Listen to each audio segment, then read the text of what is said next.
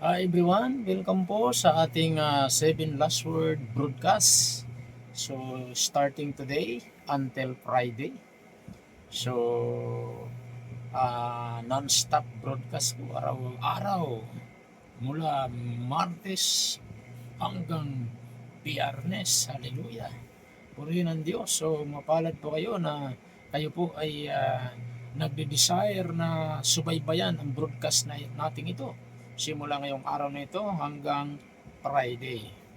Okay, so purihin ang Diyos. So, ang unang broadcast po natin sa 7 last word ng ating Panginoong Yesus, nung siya'y nakabayubay sa krus ng Kalbaryo, ay simula po ngayong oras na ito, 6:30 p.m. Hallelujah. So, Tuesday po. At sa pangalawang broadcast po natin ng ikalawang wika ng ating Panginoong Yesus ay bukas po ng alas 9 ng umaga. Hallelujah. So, purihin ng Diyos. At ang ikatlong broadcast din po natin ay bukas din po, Miyerkules, 6:30 p.m. naman po. Amen. So, purihin ng Diyos. At ang ika-apat na broadcast po natin, ang ika-apat na wika ng ating Panginoong Hesus ay sa Huwebes naman po o Thursday, 9 o'clock in the morning. Purihin ng Diyos.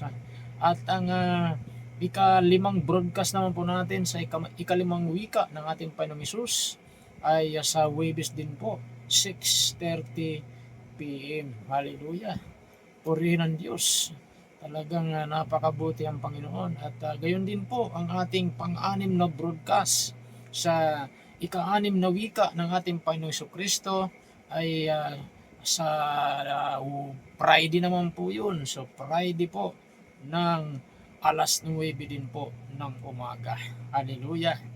At ang ikapitong broadcast po natin ng 7 last word ng ating Panginoong Hesus, ang ikapitong wika ng ating Panginoong Hesus ay sa Friday din po, alas 6:30 ng gabi. Purihin ang Diyos. So yun po mga kapatid, ang ating walang patid na broadcast po ng pitong wika ng ating Panginoong Jesucristo. Hallelujah, nung siya'y nakabayubay sa krus ng Kalbaryo. Amen. So actually, almost halos every year po natin ito ginagawa. So ngayon, ito lang pinapagawa sa atin ng Panginoon. So mag-broadcast po tayo. So masunurin lang po ako sa Panginoon. Amen. So yun po mga kapatid. Kaya inyo na pong ipamalita sa inyo pong mga kaibigan. Hallelujah. Mga kapitbahay. Hallelujah. At ang inyong buong pamilya ay hikayatin niyo po silang magbigay ng panahon para makinig ng pitong wika ng ating Panginoon Kristo nung siya'y nakabayubay sa cross ng Kalbaryo. Purihin ang Diyos. So talagang saturated po ang ating buhay ng salita ng Diyos. Simula Tuesday until Friday. Hallelujah. Purihin ang Diyos. Amen. So ako po ang iyong lingkod, Pastor Charlie Daputanan ng GCSGO Kamarin Family. Ang maglalaan po ng panahon para sa inyo upang magatid ng pitong wika ng ating Panginoon Kristo nung siya nakabayubay sa krus ng Kalbaryo. Amen. It's a great privilege and great opportunity na tayo po ay makapakinig ng salita ng Diyos sa kanyang pitong wika ng ating Panginoong Kristo. Amen. Purihin ng Diyos. Hallelujah. Kaya sa oras na ito, tayo po ay magsisimula na sa unang wika ng ating Panginoon Kristo sa cross ng Kalbaryo. So bago ang lahat, tayo po muna ay sumandaling yumuko at manalangin pagkatiwala natin sa Panginoon ang pitong broadcast na ito ng the 7 last words of our Lord Jesus Christ on the cross of Calvary. Amen. Father God, in Jesus' name, we entrust into your hands, O Lord, ang broadcast na ito, Panginoon, na pinapagawa mo sa amin, Panginoon, simula ngayong araw na itong Martes, Panginoon, hanggang Friday. Lord, I pray, Panginoon, hallelujah, na patuloy, O Diyos, na mangungusap ka sa amin habang kami nakikinig ng iyong mga salita, ng iyong pitong wika, Panginoon, nung ikay nakabayubay sa krus ng Kalbaryo. Ipapaunawa mo sa amin, O Diyos, ang bawat wika mo, Panginoon. Hallelujah, no ikay nakabayubay sa krus ng Kalbaryo. Papaunawa mo ang unang wika, ikalawang wika mo, Panginoon, ikatlong wika, ikaapat, ikalima, ikaanim hanggang ikapito. Papaunawa mo sa amin kung ano ang ibig sabihin nito para sa amin, O Diyos, sa pangalan ni Jesus. Marami pong salamat, Panginoon. Purihin ka, pagpalain nyo lahat na naka-tune in sa oras na ito. In Jesus' name, let thy name be glorified sa kabuuan ng broadcast na ito ng the 7 last word of our Lord Jesus Christ on the cross of Calvary. Father, we thank you. We glorify your holy name. In Jesus' mighty name. Amen. Amen. Purihin ng Diyos. Hallelujah. So, ngayon, atin na pong kuhanin ang ating mga Biblia at ang ating mga notebook at bulletin. At i-take note po natin ang bawat mga salita na ating mapapakinggan sa bawat wika ng ating Panginoong Hesus. Hallelujah. Ano bang mga ibig sabihin nito para sa atin ngayon? Amen? Purihin ng Diyos. So, ang ating pong unang pag-uusapan sa oras na ito, sa 7 wika ng Panginoon, sa krus ng Kalbaryo, hallelujah, ay makikita natin sa Luke 23. Okay, so Luke 23. Yan. So basahin natin verse 34. So ano po ba ang ibig sabihin nito ng 7 wika na ito ng ating Panginoong Jesucristo? Okay? Mula unang wika hanggang ikapitong wika. Amen? So yun po yung ating pag-uusapan ngayon. Ayan, so book of Luke 23 verse 34. So ano pong sabi dito ng ating Panginoong Hesus? Kung kayo po ay may Bible, so atin na pong kuhanin. Okay, at basahin natin sabay-sabay. So sabi diyan din, Jesus said, Father, forgive them, for they do not know what they do. Okay?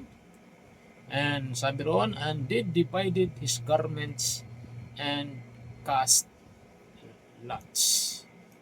Sabi po sa Tagalog, sabi roon, sinabi ni Jesus, ang kanyang unang salita mula sa cross, Ama, patawarin mo sila sapagkat hindi nila nalalaman ang kanilang ginagawa. Once again, Lord, thank you sa iyong mga salita na aming pagbubulay-bulayan sa oras na ito.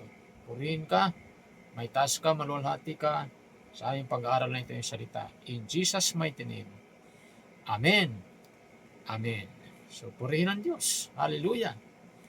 Hallelujah. So, Father, forgive them, for they do not know what they do. So, yun po ang puso ng ating Panginoon. Just imagine, nakabayubay na sa krus ng Kalbaryo. Matindi ang puso ng ating Panginoon. So nandoon pa rin po ang kanyang pagmamahal doon sa mga taong gumawa sa kanya ng mga hindi kanais-nais. Amen? Purihin ng Diyos. So, makikita natin dito ang kabutihan ng ating Panginoon. Our simple introduction in Luke 23 verse 34, Jesus utters his first recorded words from the cross. Father, forgive them, for they do not know what they are doing. Hallelujah. So take note, these words reveal profound truths about forgiveness, mercy, and the nature of Christ's love even in the face of extreme suffering and injustice. Hallelujah. So pinapakita ng mga salitang ito ang malalim na katotohanan tungkol sa kapatawaran, awa at pagmamahal ni Kristo kahit sa gitna ng matinding pagdurusa at kawalang katarungan. Just imagine, pinako ng kanyang kamay ng napakalaking pako, tumalsik yung dugo. Pinutungan ng koronang tinik. Kanyang mga paa, pinako ng malalaking pako, tumalsik yung dugo. Pero ang namutay pa sa kanyang puso, Ama, patawarin mo sila sapagkat hindi nila nalalaman ang kanilang ginagawa. May kita natin dito yung kapatawaran ng ating Panginoon sa mga taong mga makasalanan. Ang kanyang awa, hallelujah, at ang kanyang pagmamahal, purihin ng Diyos, sa gitna ng kanyang matinding pagdurusa at kawalang katarungan. Amen? So, ibang klase po ang puso ng ating Panginoon. Punong-puno ng pag-ibig, punong-puno ng kahabagan ang puso ng ating Panginoon. Hallelujah! So, purihin ng Diyos sa kanyang kabutihan sa atin. Amen? So, ngayon, nais ko pong magbigay ng 7 mahalagang aral. Okay? So, 7 key lesson from Luke 23:34. Amen? 7 mahalagang aral mula sa Lucas 23:24. Ito ang unang wika ng ating Panginoong Hesus. Ama, patawarin mo sila sapagkat hindi nila nalalaman ang kanilang ginagawa. Unang-una na aral mo kuha natin dito sa unang wika ng ating Panginoon sa Book of Luke 23:34. First is Jesus exemplifies forgiveness. Amen? Si Jesus ang halimbawa ng kapatawaran. Take note, despite being crucified unjustly, Jesus prays for the forgiveness of his persecutors. Hallelujah. So, kahit na siya'y pinahirapan ng hindi makatarungan, anong ginawa ni Jesus? Nanalangin si Jesus para sa kapatawaran ng mga nagkasala sa kanya. Amen? So, medyo mahirap gawin po yan kung wala kang tunay na relasyon sa Diyos. Amen? Matindi ang ginawa ni Jesus, kaya siya yung tunay na halimbawa ng pagpapatawad. Ang tanong, kapatid, mayroon bang nakagawa sa iyo ng masama? Ikaw ba ay sinaktan? Ikaw ba ay sinampal? Binato? O ano bang ginawa sa iyong masama? Pinaratangan ng mga salitang masasakit o walang katotohanan? Okay, naranasan mo ba ang mga ganitong pangyayari sa buhay mo? At kaya mo bang patawarin yung mga taong gumawa sa iyo ng kasamaan? Alam niyo, mahirap gawin po ito kung wala tayong totoong relasyon kay Jesus. Ako po'y naranasan ko po ito. Naranasan ko pong sapakin. Lang-alang sa aking paglilingkod sa Diyos. Naranasan ko rin pong batuhin. Alang-alang sa aking paglilingkod sa Diyos. Mahirap gawin. Alam niyo, yung taong sumapak sa akin, hindi ako nagtanim ng galit sa kanya. Pinag-pray ko pa siya. Nilihans ko pa siya at pinalangin. Hindi sinampal, pinag-pray. Ayan. At pag nanghingi sa akin, binibigyan ko siya. Nanghingi sa akin ng pagkain, binibigyan ko. Hirap gawin yun pag wala kang relasyon kay Jesus na totoo. Yung taong bumato rin po sa akin, nagba-Bible study kami nung araw sa isang terrace. Yung taong yung bumato sa akin ay binabaginan ko ng Word of God at ayaw niyang tanggapin ang salita ng Diyos. Nagagalit siya. Pero ako po ay hindi tumitigil na magbahagi ng salita ng Diyos. So, isang gabi kami ay magsisimula na sa aming Bible study. So, ako po ay nag-establish po ng isang Bible study sa trabaho ko nung araw. Nandun po kami sa terrace. So kasama ko yung anak ng may-ari, aking amo. So nag-establish pa ako ng Bible study. So habang ako'y nag-opening prayer, nakataas sa aking kamay, naramdaman ko po may humagibis na bato sa tainga ko. Okay, pangalawa, tumama po dito yung batong parang mabigat, parang bato sa ilog. Dito sa sentidong ito. Tumingala ako sa langit. Ang dami kong kumislap yung aking paningin. Parang mga bituin na maliliit. So dito po, tumulo pong dugo nito. Ang pinagpapasalamat po kay Lord dahil hindi po yung mata ko ang tinamaan. So sino po yung bumato na yon? Yung po yung sinisirang ko ng Word of God na malaking katawan. Na ayaw niya na galit siya sa salita ng Diyos na sinishare ko. Nandun pala sa baba. At nakita kami nagsisimula ng Bible study kasi open space po kasi yun. Alam nyo, ang ginawa ko lang po, tumingala ako sa langit, sabi ko sa Panginoon, Lord, bahala na po kayo sa bumato sa akin. Ganun lang po ang aking panalangin. Alam nyo mga kapatid, totoo po ang salita ng Diyos. Na may sinabi ang Panginoon sa kanyang salita, touch not my anointed one, and do my prophets no harm.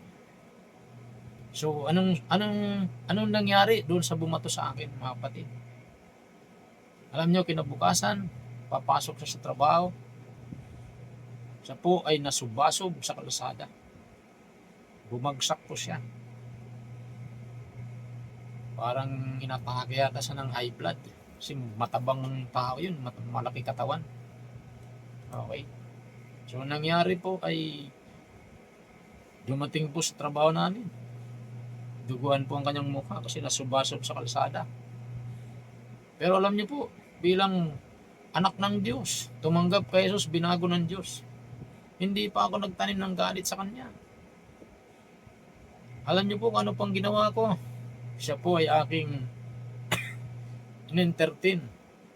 Dinala ko po siya doon sa higaan ko. Binigyan ko pa siya ng unan. Hindi ba mahirap gawin yun kung wala kang tunay na relasyon kay Jesus? So yan po ang katotohanan, mga kapatid. So hindi lang po tayo sa salita sa ating paniniwala sa Diyos, kundi sa gawa. So that's my experience sa aking pagiging Kristiyano. Si Jesus, na-experience niyo po yan. Kaya sabi po, ang unang-una na aral makuha natin dito sa kanyang unang wika, sa book of Luke chapter 23 verse 34, first is Jesus exemplifies forgiveness. So si Jesus po ang halimbawa ng kapatawaran. Amen? Nagawa ni Jesus yun. At sino po ang una na naging halimbawa rin po sa New Testament? Si Stephen din po. Amen? Hallelujah. Siya'y tumingala rin po sa langit at nanalangin, Ama, patawarin mo sila pagkat hindi nila nalalaman ang kanilang ginagawa. So, yun po yung ginawa ni Jesus. Amen?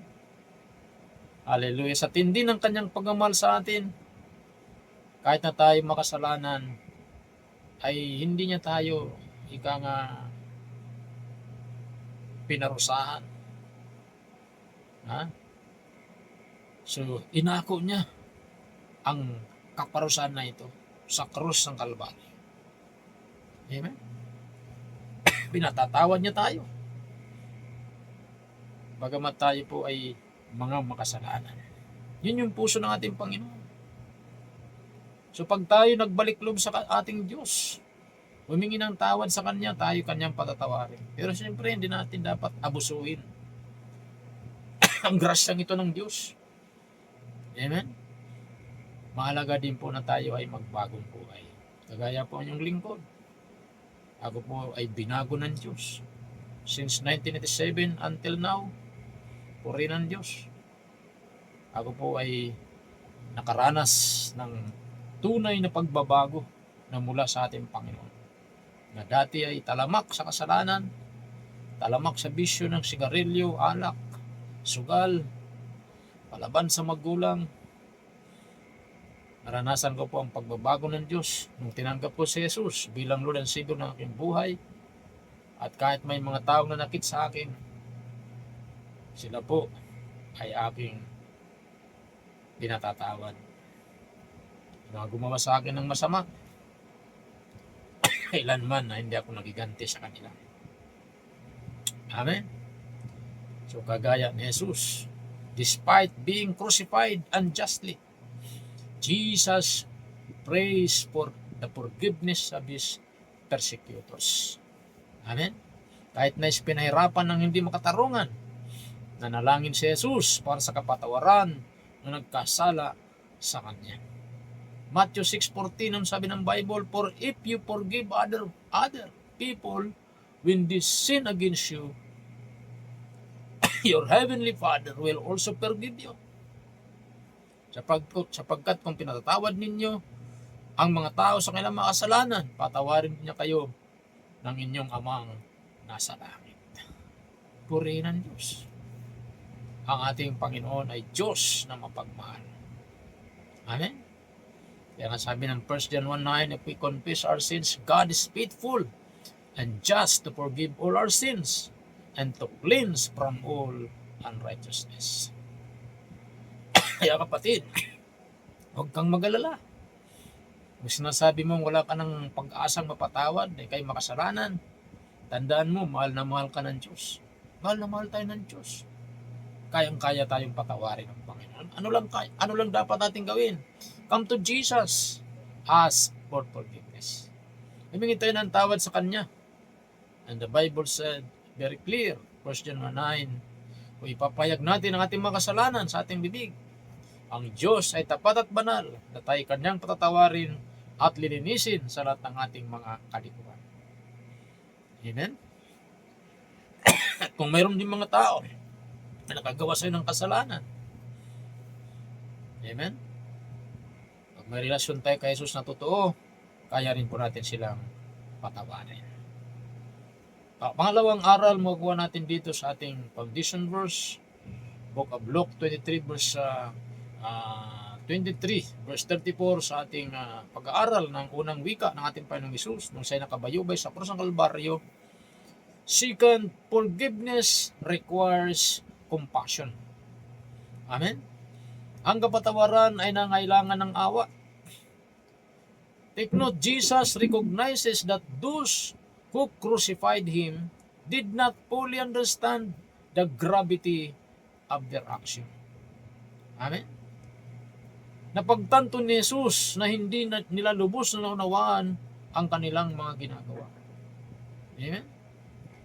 Hallelujah! Book of Ephesians 4:32, ano sabi ng Bible? Be kind and compassionate to one another, forgiving each other, just as in Christ forgive you. Hallelujah! So sa halip, maging mabait kayo at mawain. Magpatawad kayo sa isa't isa, tulad ng pagkapatawad sa inyo ng Diyos, dahil kay Kristo Jesus. Amen? So, hindi natin kayang magpatawad mga kapatid kung wala tayong compassion, kung wala tayong awa. Amen? Sa krus ng Kalbaryo nakabayubay ang dalawang magnanakaw, dalawang salarin, isa sa kanan, isa sa kaliwa. Okay? Subalit yung nasa kaliwa ay kinutya pa si Jesus. Pero ang kagandahan naman po yung bandang kanan ay may puso ng may pagpapakumbaba.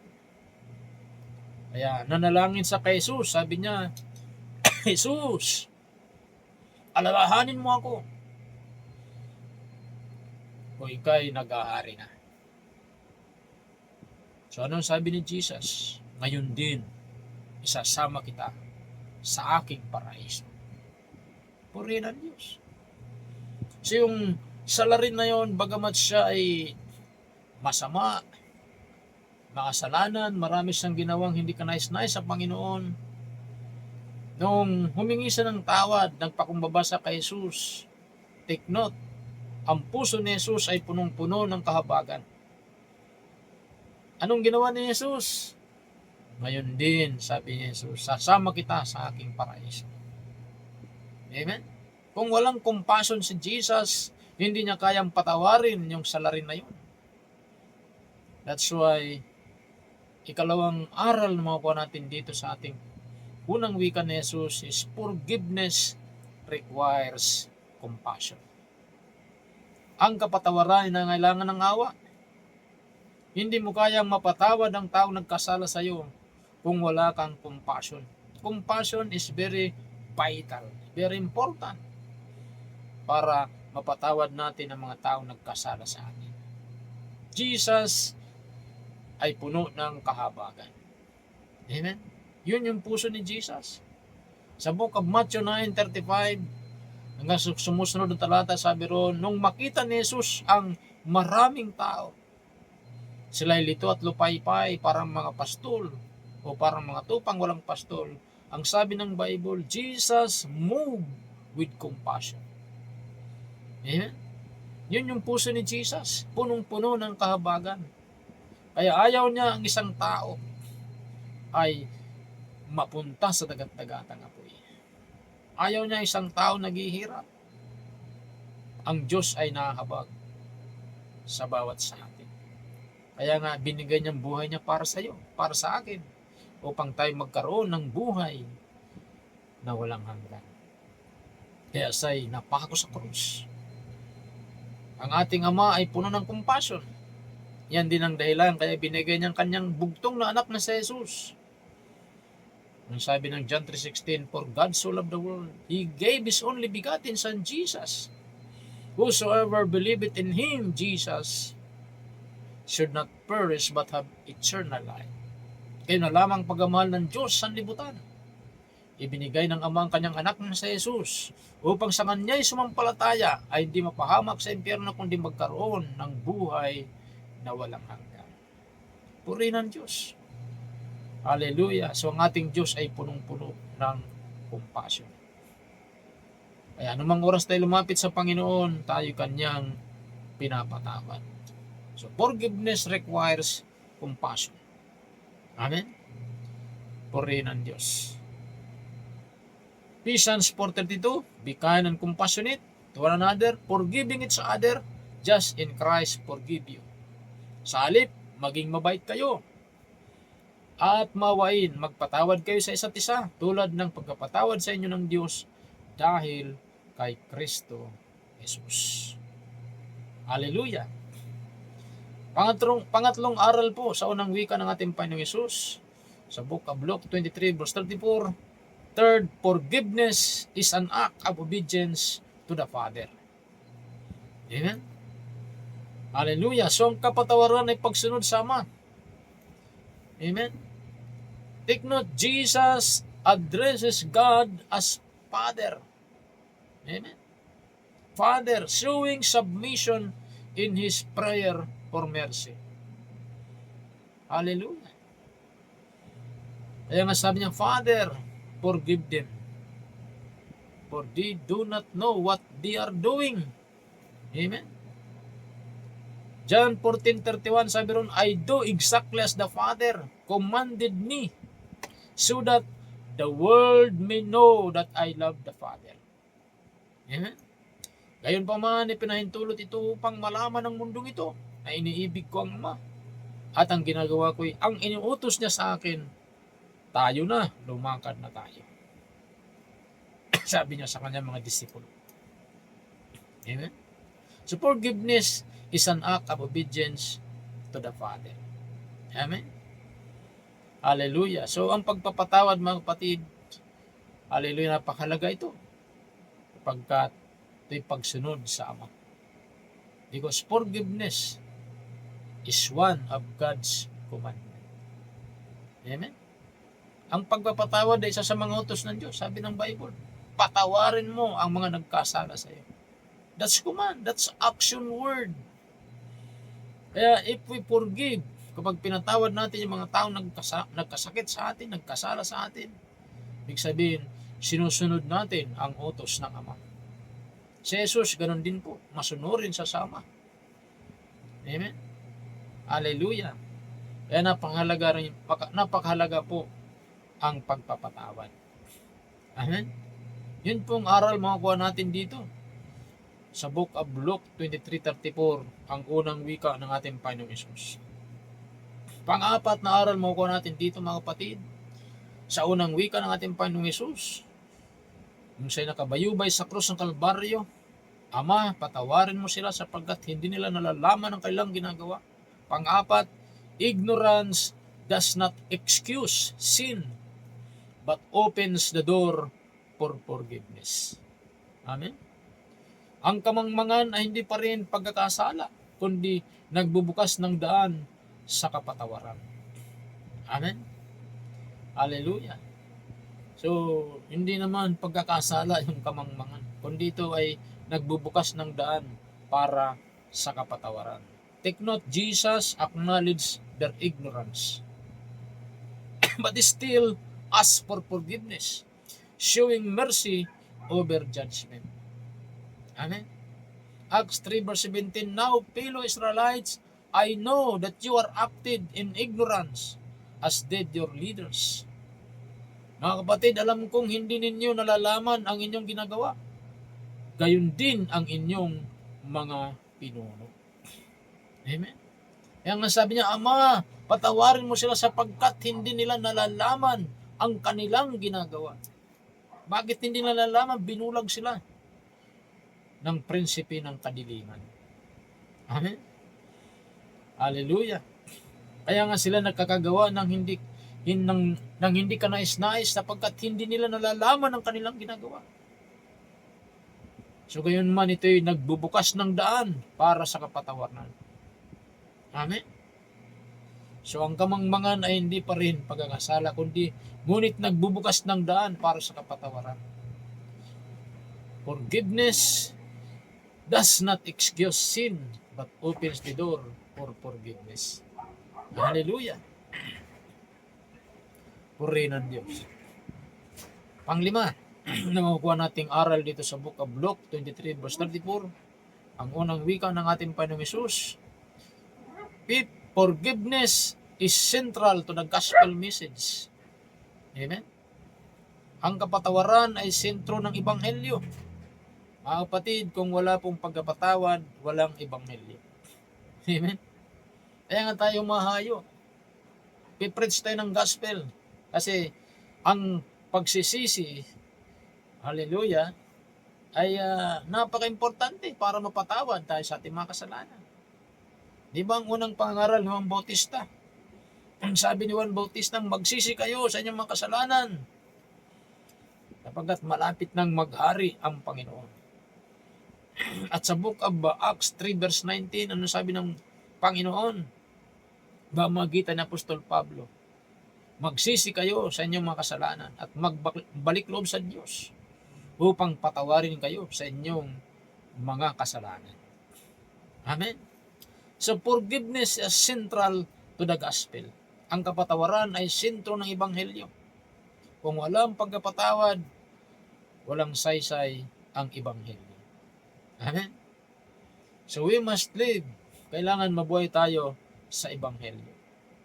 Amen?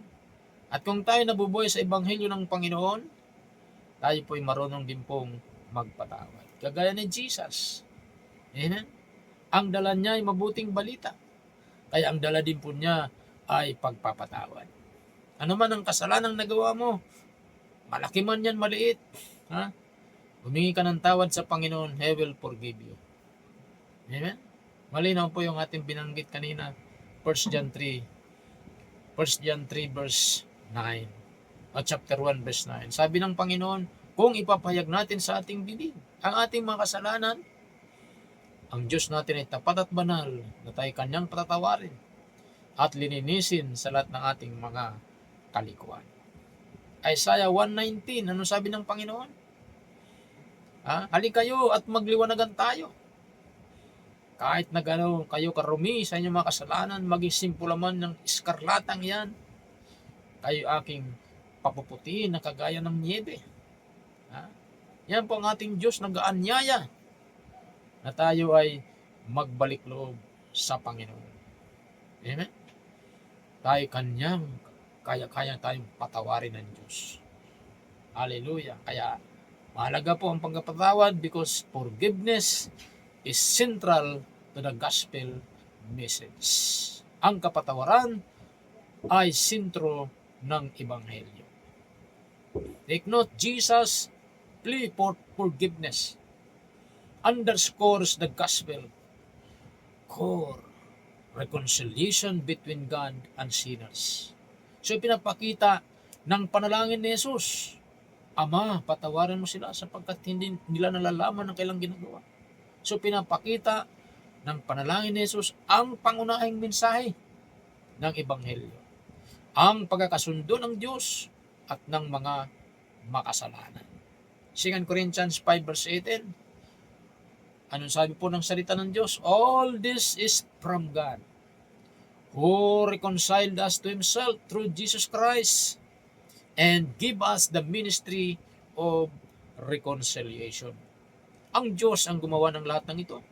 Sa pamagitan ni Kristo, hallelujah, ibinilang niya tayong mga kaibigan, hindi na kaaway. At pinili niya kami upang ang iba, ang mga tao maging kaibigan rin niya. Amen? Hallelujah. So ikaw at ako ay binigyan din ng Diyos ng ministry of reconciliation. Hallelujah. Ibig sabihin yung mga taong makasalanan, tayo ay gusto ng Diyos magamit na instrument para sila ay makipagkasundo rin po sa Diyos. Amen? Puri ng Panginoon. So yun po ang ikalima. Aaral mo ko natin dito sa aklat ng Luke 23:34 sa unang wika ni Jesus nung siya'y nakabayubay sa krus ng Kalbaryo. Puri ng Diyos. Pang-anim, naaral mo ko natin dito, Jesus models love in suffering. Amen? Take note, even as the suffers, Jesus respond with His love, not hatred or revenge. Amen? So si Jesus ang modelo ng pag-ibig sa gitna ng paghihirap. Habang naghihirap, anong ginawa niya? Sumagot si Jesus ng may pag-ibig, hindi galit o paghihiganti. Hallelujah. Habang siya nakabayobay sa krus. Amen. Romans 5:8, take note, but God demonstrates His love, His own love for us in this. While we were still sinners, Christ died for us. Hallelujah. Ngunit ipinadama ng Diyos ang kanyang pag-ibig sa atin nang mamatay si Kristo para sa atin nung tayo'y makasalanan pa. Puri ng Diyos. Gayon tayo kamahal ng ating Panginoon. Jesus models love in suffering. Si Jesus ay modelo ng pag-ibig sa gitna ng paghihirap. Kung sa gitna ng paghihirap, si Jesus po ang modelo. Nandun pa rin yung pagmamahal niya. Imagine mo, nakabayubay sa krus. Ha? Hirap na siya roon. Amen. Alas 9 ng umaga sa'y pinako. Nanatili sa krus hanggang alas 3 ng hapon. Hindi ba napakahirap yun? Napakainit ng araw. Ang hirap nun. Pero anong lumabas sa kanyang bibig? Dahil siya'y punong-puno ng pagmamahal. Anong sabi niya? Ama, patawarin mo sila sapagkat hindi nila nalalaman ang kanilang ginagawa. Hindi ba yan puno ng pag-ibig? Kaya si Jesus ang modelo ng pag-ibig sa gitna ng pagdurusa, sa gitna ng paghihirap. Punong-puno ang kanyang pag-ibig sa mga tao na gumawa sa kanya ng masama. Batid, may pag-ibig po ba kayo? Kamusta yung pag-ibig sa puso? Sa mga tao na gumawa sa iyo na hindi ka nais-nais. Amen? Kaya mo bang mahalin yung mga taong hindi ka mahal-mahal? Ang pagmamahal, mga kapatid, ay utos ng Diyos. Sabi ng Panginoon, love your enemy. Mahirap gawin yun kung wala kang Kristo. o kung wala kang tunay na relasyon sa Diyos. Pero pag mayroon tayong tunay na relasyon sa Diyos, kaya nating mahalin maging yung mga taong hindi ka mahal-mahal. Kagaya na nabanggit ko po sa inyo kanina. Yung bumato sa akin dito, yung sumapak sa akin. Amen? Nakuha ko pa silang ipag-pray, entertain. Mahirap gawin yun kung wala tayong Kristo sa puso natin. Kaya ang Kristyanismo, hindi lang po yan sa salita, kundi sa gawa. Amen? Kagaya ni Jesus, ipinadama ng Diyos ang kanyang pag-ibig. Nung tayo makasalanan pa, namatay sa krus. Para sa iyo, para sa akin, para sa ating lahat. Why? Because He loves us so much. Kaya rin po ng puso ng Ama. He gave His only begotten Son, Jesus. So whoever believeth in Him should not perish but have eternal life. Amen? So yun po mga kapatid ang pang-anim. Lastly, naaral mo ka natin dito sa Book of Luke 23 verse 34. Ang unang wika ni Jesus sa krus ng Kalbaryo na siya'y nakabayubay, Ama, patawarin niyo sila sapagkat hindi nila nalalaman ang kailang ginagawa. Panghuli, forgiveness is a divine gift. We are called to share. Amen? Ang kapatawaran ay regalong dapat ibahagi. Amen? Ito'y banal na regalo na dapat tayo ay tinawag na tayo ibahagi ito. Amen? Take note, Jesus' prayer invites us to extend forgiveness, reflecting God's grace in our lives. Amen? Colossians 3 verse 13, bear with each other and forgive one another if any of you has a grave grievance against someone, forgive as the Lord forgive you. Amen?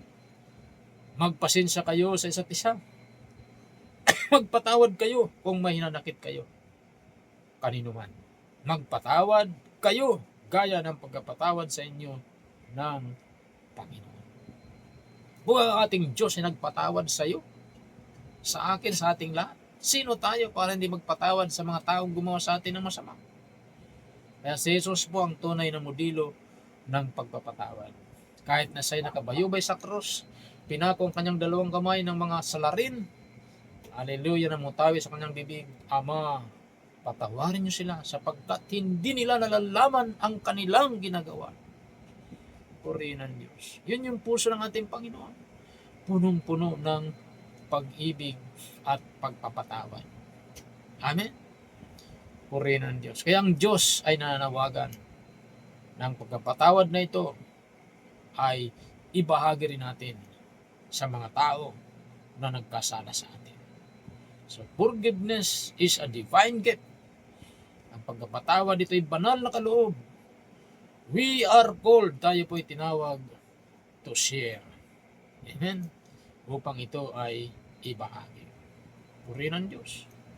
Our conclusion, the first words of Jesus Christ on the cross of Calvary in Luke 23:34 teach us a powerful lesson about forgiveness, mercy, and love. Amen? So, tinuturo ng unang salita ni Jesus sa krus ng Kalbaryo sa Lucas 23:34 ang makapangyarihang aral tungkol sa kapatawaran, awa, at pag-ibig. Hallelujah! So, even in His darkest hour, Jesus shows us that forgiveness is not just a lofty ideal, but a practical, radical act of grace. Ulitin ko po. Even in His darkest hour. Amen. Jesus shows us that forgiveness is not just a lofty, hallelujah, ideal, but a practical, radical act of grace. Hallelujah. Purihin ng Diyos. So kahit sa kanyang pinakamadilim na sandali, si Jesus, ipinakita ni Jesus na ang kapatawaran ay isang radical nagawa ng grasya. Amen. Puri ng Diyos. So his example challenge us. Ang kanyang halimbawang ito ay hinahamon niya tayo. Amen. To forgive others, na magpatawad sa iba, to show compassion, ipadamay, pakita ang kahabagan, and to trust in His God's plan for redemption. Amen? So hinahamon niya tayo na magpatawad, magpakita ng awa, magtiwala sa plano ng Diyos para sa ating kaligtasan. Yun po ang challenge sa atin ng Panginoon sa oras na ito. Kaya kapatid, na nakikinig ka ngayon, marami bang taong gumawa sa iyo ng masama? May nang iskam ba sa iyo? May nang hiram sa iyo, hindi na binalik yung hiniram sa iyo, nangutang sa iyo, taon nang lumipas, hindi ka binayaran. Ha? May mga taong gumawa sa iyo ng masama. Ha? Gumawa ng kwento ng masama sa iyo na walang katotohanan, siniraan ng iyong reputasyon. Now is the time to apply what we have learned. Anong matutunan natin ngayon? Si Jesus ang example, modelo ng pagkapatawad. Ang tunay na born again, ang tunay na Kristiyano, ang tunay na makadiyos, ay marunong magpatawad. Amen. Yun po ang katotohanan. Kagaya ni Jesus, punong-puno ng pagpapatawad. Amen. So, as we reflect on these words, so may we grow in the grace and love that Christ demonstrated so perfectly. So, naway lumago tayo sa grasya, pag-ibig na ipinamalas ni Kristo sa ating mga buhay. Purihin ng Diyos. So yan po ang unang wika ng ating Panginoon sa ating pag-summarize, mga kapatid. Sa unang wika ng ating Panginoon sa Book of Luke 23:34. Hallelujah. So, ang pinaka-title po ng unang wikang ito is Forgiveness and Grace. Hallelujah. So, kapatawaran at grasya ang unang wika ni Jesus sa krus ng Kalbaryo habang siya nakabayubay. Ama, patawarin mo sila sapagkat hindi nila nalalaman ang kanilang ginagawa. Father, forgive them, for they do not know what they do. Amen? So ano yung pitong aral makuha natin dito sa Luke 23:34? First, forgiveness, o Jesus exemplifies forgiveness. Amen? So si Jesus ang halimbawa ng kapatawaran. Pangalawa, forgiveness requires compassion. Hindi natin kayang magpatawad kung wala tayong awa. Jesus, pinatawad ni Jesus yung salarin dahil siya'y puno ng awa. Ganun din naman tayo. Tayo mga masalanan. Dahil sa kanyang awa sa atin, tayo kanyang pinatawad. Ang kapatawaran ay nangailangan ng awa. Pangatlo, forgiveness is an act of obedience to the Father. Ang kapatawaran ay pagsunod sa Ama. Hallelujah, because ang pagpapatawad ay isa sa mga utos ng Diyos. Amen? Kaya napaka-importante po, pag tayo po ay talagang masunurin kay Lord, willing tayo magpatawad. Pang-apat, ignorance does not excuse sin, but opens the door for forgiveness. Ang kamangmangan ay hindi pa rin pagkakasala, ngunit nagbubukas ng daan sa kapatawaran. Kaya nasabi ron, Ama, patawarin mo sila sapagkat hindi nila nalalaman ang kanilang ginagawa. Amen? Hallelujah. Panglima, forgiveness is central to the gospel message. Ang kapatawaran ay sentro ng Ebanghelyo. Kapag walang pagkapatawad, walang saysay ang Ebanghelyo. Because the gospel, ang Ebanghelyo, ay Ebanghelyo ng pagpapatawad. Amen? Kaya nga napunta si Jesus sa mundong ito para tayo ay ipadaman niya ang kanyang pagpapatawad sa ating mga kasalanan. Amen? Purihin ang Diyos. Pang-anim, Jesus models love in suffering. Si Jesus ay modelo ng pag-ibig sa gitna ng paghihirap. Amen? Kahit na siya hirap na, nakabayubay sa krus ng Kalbaryo from 9 o'clock to 3 p.m., namutay pa rin sa kanyang bibig ang pag-ibig. Ama, patawarin mo sila sapagkat hindi nila nalalaman ang kanilang ginagawa. Amen? At pang-pito, panghuli, forgiveness is a divine gift we are called to share. Amen?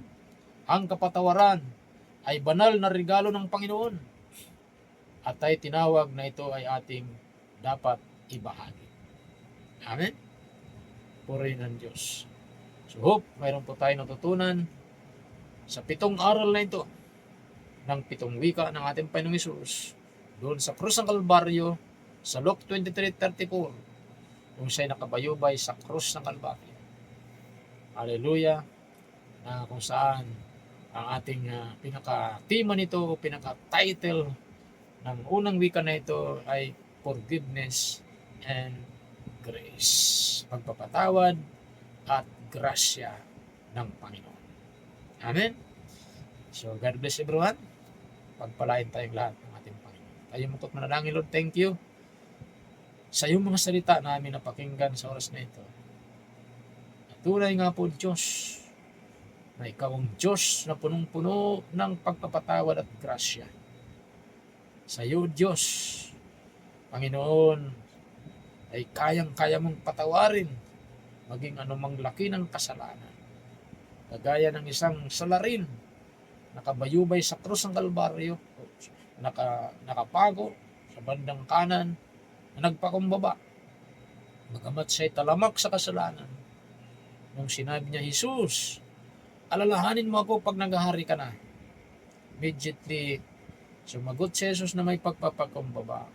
Ngayon din, isasama kita sa aking paraiso. Salamat, Panginoon, sa iyong puso na punong-puno ng pag-ibig, punong-puno ng pagkapatawad, at punong-puno ng grasya sa pangalan ni Jesus. Taas lang po natin ating dalawang kamay, sundan natin magsing panalangin ito, sabihin natin, Panginoong Diyos, na makapangyarihan sa lahat. Malapit ako sa iyo, nagpapakumbaba sa iyong harapan. Humingi ako ng tawad sa lahat ng mga nagawa kong kasalanan. Linisin niyo pa ako ng banal na dugo. Binubuksan ko ngayon ang aking puso, tinatanggap kita, Jesus, bilang aking Panginoon at tagapagligtas. Patawarin mo ako sa lahat ng aking mga kasalanan. Isulat niyo po aking pangalan sa aklat ng buhay. In Jesus' name, Amen. Amen. Amen. Ako lang po manalangin, Lord. Thank you sa oras na ito. Pagpalain niyo po lahat ng mga nakinig na iyong salita sa oras na ito, Panginoon. Unat mo yung mapagpalang kamay sa buhay ng bawat isa. Pagkaloob niya rin po ang kailang pangailangan, spiritual, physical, financial, material, emotional. Salamat po, Diyos, sa iyong dakilang pagmamahal sa bawat sa amin. Purihin ka. All honor, glory, power belongs to you in Jesus' name. Amen. Amen. Amen. So, purihin ang Diyos. So, magkita-kita muli tayo sa araw ng bukas sa kalawang wika. Okay? So, 9 o'clock in the morning. Amen? Purihin ang Diyos. So, ako yung lingkod, Pastor Charlie Nakutanan. God bless po sa lahat. Bye-bye.